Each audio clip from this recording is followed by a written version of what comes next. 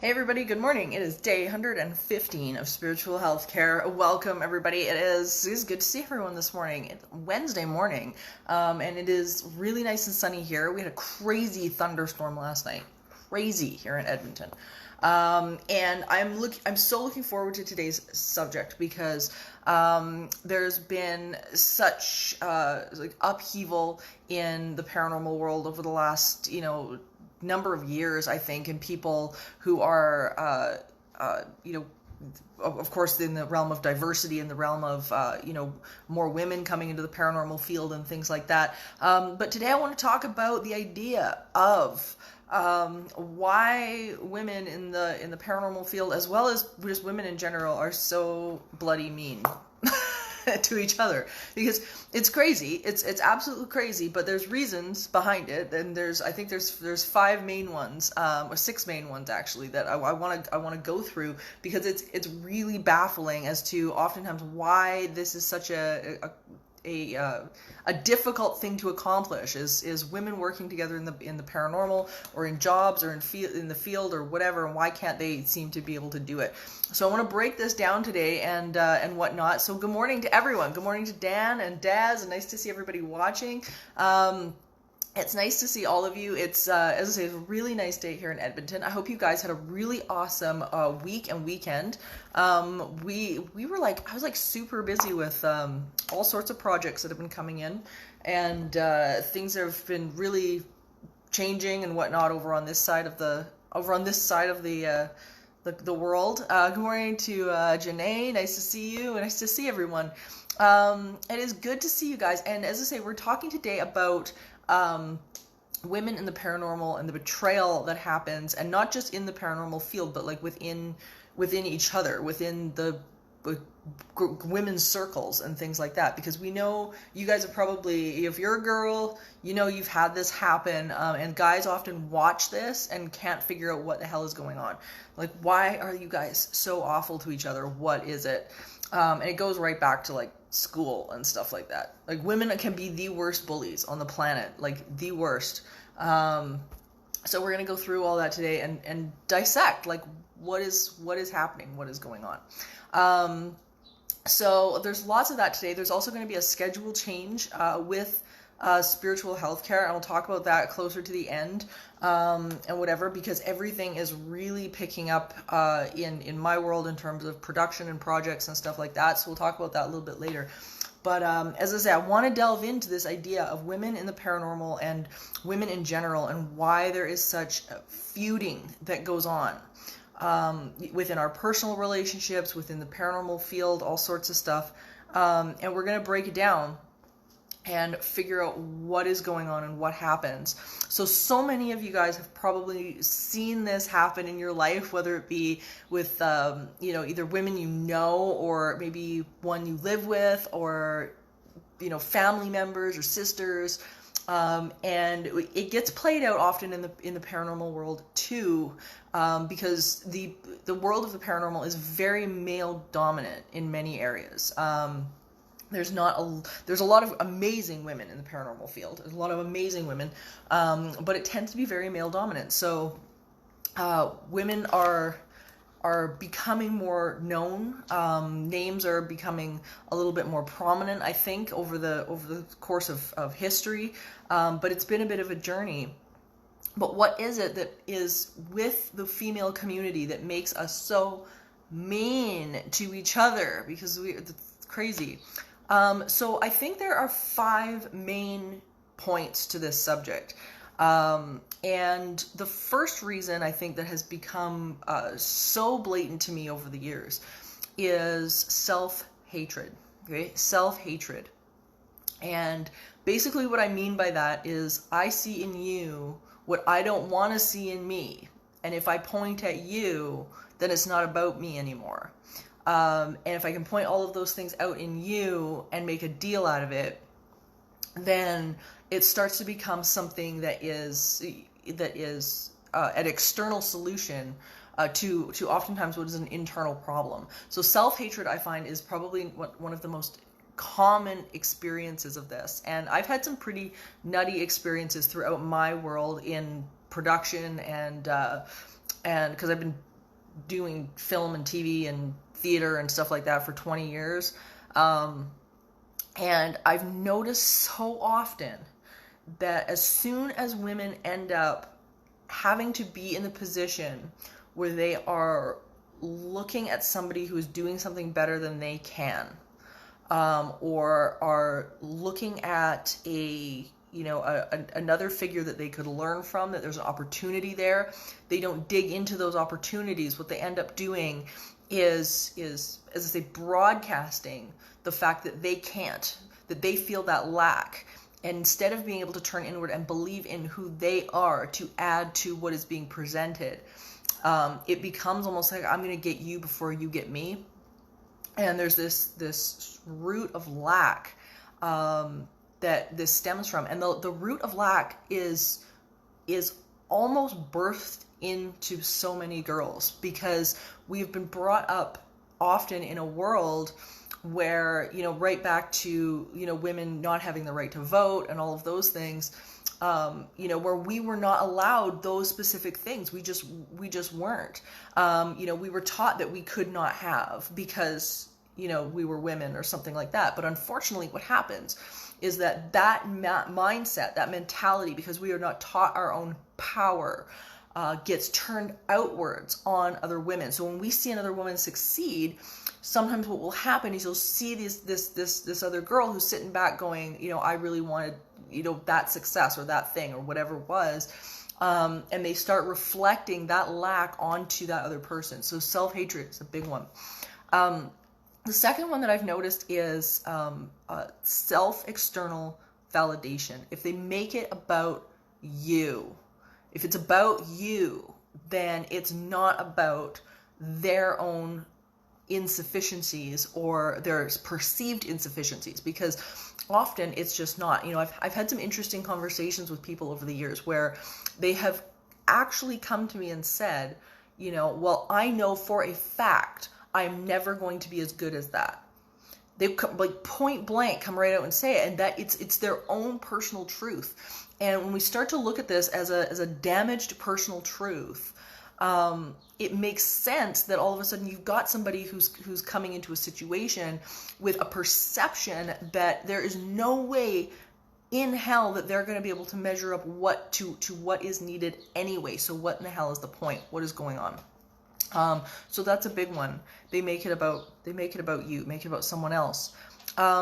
The third one that I've noticed that I think is worth mentioning is that so many women, and this is so important for, as we go forward, especially, with the U.S. elections coming up and all of that kind of thing, is that we forget as women to honor who we are, not only as an individual, but as women in general. So if we are a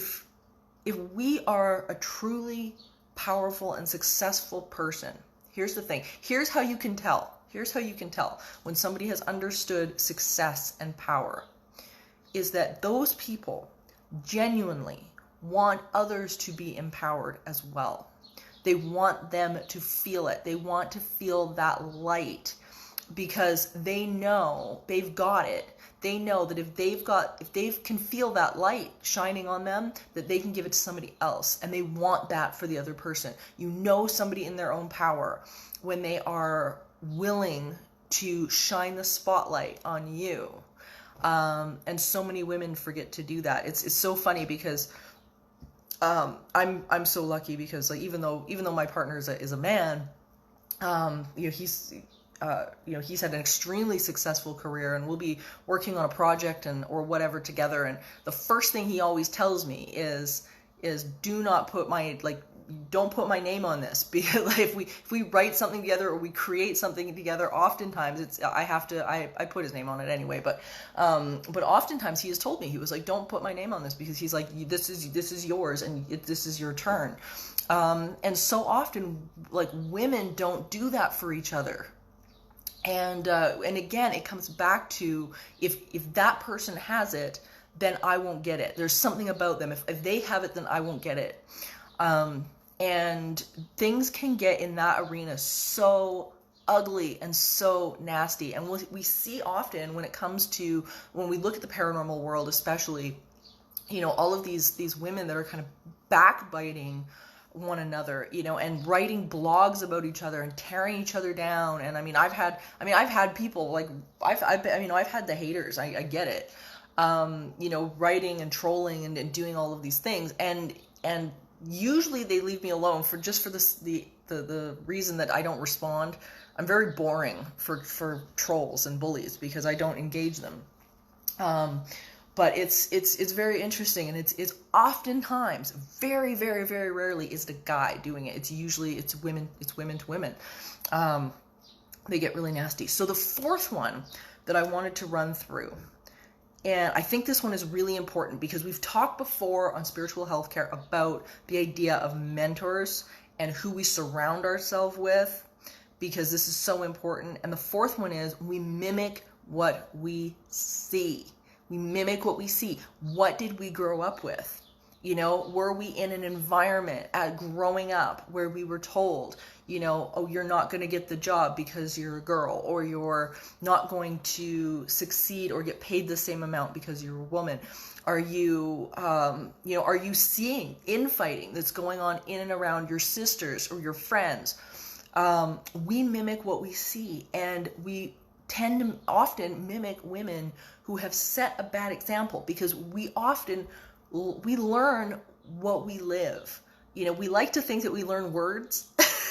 We really do. We like to think that we learn through words and speaking, but it's such a small percentage of what we actually take home.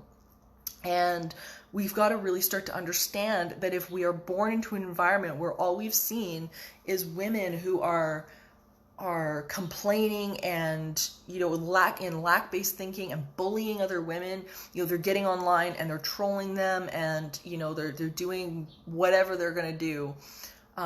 We have to understand that if we are in that lack-based environment, then that ends up to be what we give birth to ultimately. And when we birth an idea, so for example, say you've got a business idea, or you've got an idea for some sort of paranormal, I don't know, experiment or group or paper or that you're writing, or book that you're writing or something like that. We birth these ideas with a certain energy and intention, and we have to really understand as individuals, man, woman, snake, whatever you are, that we birth these ideas with a certain energy and intention, and that we cannot, if you are dreaming big enough, then you cannot do it on your own. If you are doing if you are creating a dream, you cannot do it by yourself. You just can't. If it's worth anything, I guarantee you are going to have other people involved in what you're doing in order to create what it is around you. And you have to make sure that the women in your experience are ones who see you as someone they want to empower because they feel empowered themselves. They've seen and they've been in environments where they have been led and they have had leadership. And when we understand that we mimic what we see, then even if it's subconsciously, there's this old adage that if you've got 9 friends that all smoke, you're going to be the 10th, right? And this is kind of the same idea. So the fifth one I think is so key, because it comes down to a few different things, which is we hold unrealistic demands of other people. And these unrealistic demands, we have to really examine hardcore as to where they are coming from. And so often it is rooted in a lack of communication. And this is where things can get really ugly too, because if you've got people and other women and things like that in your environment who are not willing to communicate or don't know how to communicate. So many girls do not know how to communicate what they need because we're afraid of, again, sitting in that lack-based mentality. Women are often afraid of, okay, am I going to lose the little bit that I have? If I make a demand, what is that going to mean? I'm not allowed to make demands. often so many girls, and usually the older generations tend to be a little bit worse for this than the newer ones, because they're often taught that it's girls were seen and not heard. You just don't make a demand, because what you get is what you get. But what happens in that dynamic is that now all of a sudden you've got these women who are sneaking behind other people's backs. They think they have to manipulate other women in order to get across or get what they want. And it's such a toxic dynamic, and often will lead to the downfall of not only paranormal teams, but families and sisterhoods and friendships. All this lack of communicating what the expectation is. What is your expectation? What is your end goal? Have you explained it? Do you know? Do you even know? Sometimes the unrealistic demands of our consciousness and what we come to in our heads are so unrealistic that we make that other person basically a criminal before we even start, because we set them up to fail. And so many times women who are interacting with one another in this way, they really do set one another up to fail, because they don't communicate their expectations. They don't end up communicating what their intention is, what they need to get out of the situation or the group or their role or whatever it is, because they're just simply not clear either. They're not clear. So they come up with a story. And we've got to be so careful in terms of how we tell this story to the people around us and to ourselves. Are we making clear what's in our head versus what is happening in our environment? We gotta be very careful about that. Now, the sixth one, which I think is just so rampant, and anybody that's had any issues with this, especially in school, or will remember this. But anyone also who has been in the press ever will understand this also, because we get to see this played out multiple times in the global arena and the entertainment arena with paranormal shows and whatnot, but also within one another, and that is gossip. And people gossip for two specific reasons, I think. Well, one specific one that I think is the most prominent, which is to get power.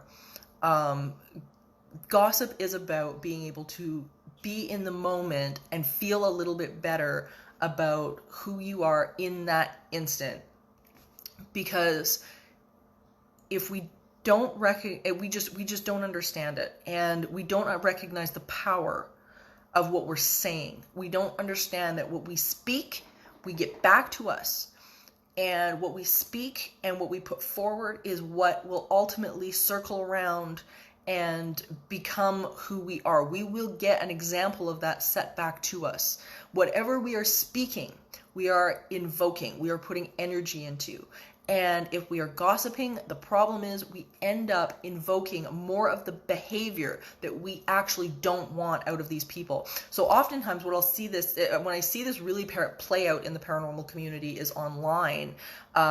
When you see somebody complain, I had a colleague of mine who went through this very recently, where a past crew that she was working with, some sort of group or whatever, and she's extremely knowledgeable. This girl, she's been a tour guide for ages, but she's very focused in the psychology side of this, very, very knowledgeable. And they began to post these long paragraphs on her page, all about that she was a terrible person, and that creating all these stories about her and things like that, and it just continued on and on and on. It was absolutely brutal. But we have to understand that they don't recognize the power of invoking what it is that they're putting out into the environment, because that energy is going to come back to you. So we have to remember that. We also have to remember that every time we do this gossip thing, we really are taking away attention from our own stuff. We have to get that if we are complaining or arguing or talking about other people, then we have to really understand that it is that momentary diversion of their own. They don't have to pay attention to their stuff. They just, it's all the focus is on something else. So it's really interesting. It really is an exercise as well, that where we have to learn that not everyone deserves to hear our stuff, because how do we deal with it? So many of us have either been on the other end of either gossip or been victims of it, or been victims of these some of these female groups or whatever that are just so insecure about themselves. But we have to understand that not everybody deserves to hear your stuff. It's a privilege. It's a privilege if you choose to open up to certain people. And sometimes we don't know, right? Sometimes we just don't know. Sometimes, we're talking to somebody and, we're telling them our great idea, or we're telling them, something personal or something like that. And then all of a sudden, next thing you know, you're hearing it from like 5 other people, or you're seeing that, idea played out in a business or online or something like that, right? And we have to remember that even these people that we're bringing into our space that, maybe we've just completely misjudged them, because it happens, because we know some just how tricky some of these individuals can be. But not everyone deserves to hear what you have to say or hear your journey. And we need to understand that we have to take this as a lesson. If we get this back, if we tell somebody something in confidence and we get it back from like 5 other people, it's a lesson. Don't tell them anything again. Just don't do it. And we really got to get that, there's something in us at that point, right, that we have to understand that we've either attracted or pulled in to our experience, that is bringing in untrustworthy people. And often the root of that is that we do not trust ourselves either. There's usually something going on in that realm. If we're getting untrustworthy people, it's because we are not trusting ourselves somehow. There's something going on. There's some sort of reflection there that we've got to start to look at and examine. So this could be such a long series, because it's, I think it's so prevalent in, not only the paranormal community, but as well as just in general, people's lives. We have to understand that, like, as women, just going forward, and now, of course, in the U.S., there's a female vice president in the running now, so that's pretty cool. And we've really got to understand that we have to be able to support one another moving into these new arenas of abilities and ideas and privileges that we get to have. We have to understand that when somebody asks us to be a part of their vision is a privilege. It's a privilege. You don't have to say yes, but it is a privilege that they have asked you to become a part of their vision, because that vision is an extension of who they are. So if you are called into someone else's vision, then you have to be able to understand and hold that as a privilege, not as and not see it as a threat to your own experience. Because let me tell you, if you can get somebody else to shine, I guarantee you will shine as well. Your successes will happen if you can turn the spotlight on somebody else, and help them birth their idea. Every single time. If you can do that, it will come back to you. That shining on someone else's success every single time will make a huge difference. Huge difference. So I wanted to read a little bit from Faith in the Valley, and then I have a big schedule announcement today for spiritual healthcare. So, but I wanted to read a little bit to you guys from Faith in the Valley today, because Jan Levanzant, who's the author, has been such a massive advocate for women not being terrible to each other for so long, and I thought she was really the perfect person to speak on this. So check this out. Spiritual healing is part of the divine plan for your life, something that comes through you, not to you. guaranteed to anyone who sincerely desires it, what will make your life work. It's easy to do. Spiritual healing requires willingness to forgive, courage to release fear, readiness to relinquish anger, hatred, shame, and guilt, the ability to see yourself in everyone else, awareness of God, source, the universe in everything, openness to receive love. Spiritual healing results in a clearer, truer view of self, fewer wrinkles, less gray hair, an appreciation for life, fulfilling relationships and enjoyable work, a better credit rating, fewer traffic violations, a peaceful, loving planet, and an unfolding of perfect plan. I love that. I love it. Love it, love it, love it. So true.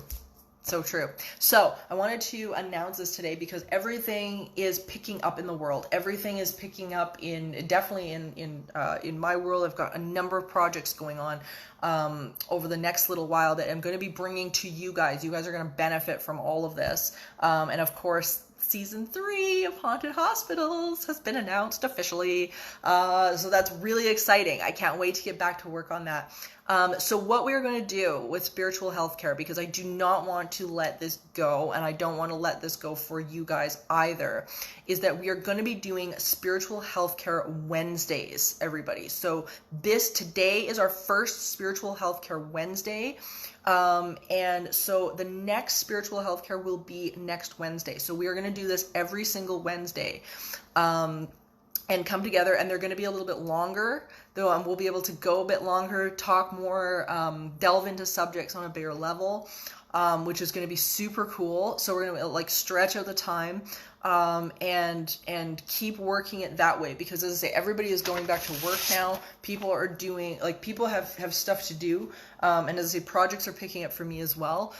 So we are going to keep doing spiritual healthcare. I'm going to be bringing it to everyone in a masterclass as well, which is in the works, and we're going to move it forward. So every Wednesday, guys, spiritual healthcare will be right here. It'll be same time, 10 a.m. Mountain Time, and we're gonna move it forward like that, so I can start turning out some new projects for you guys, because everything is just crazy. It's crazy. I've been in talks with a second show, or a third show, I guess.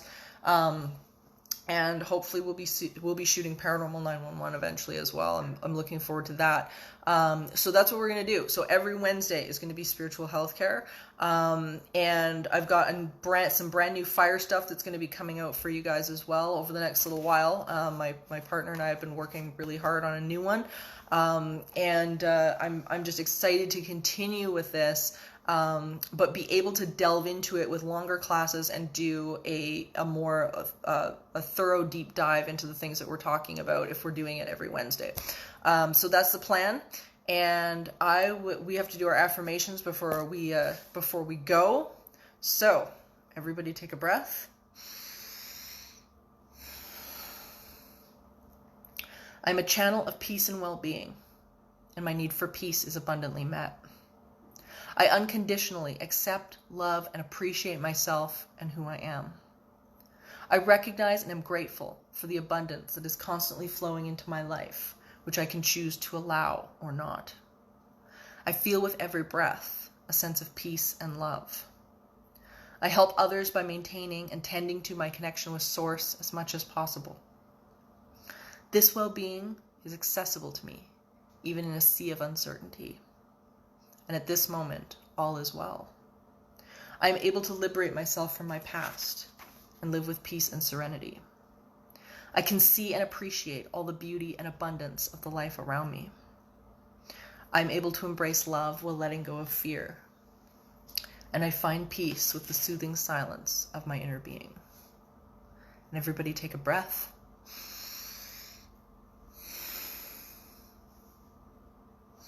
Thank you guys so much for an awesome morning of spiritual healthcare. So day 116 will be next Wednesday, and we will continue this. I have no idea what the subject is going to be.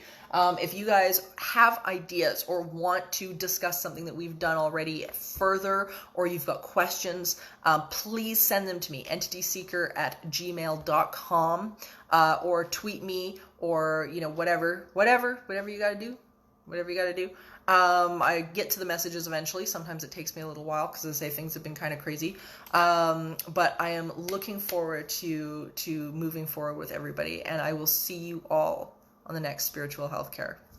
Bye, everyone.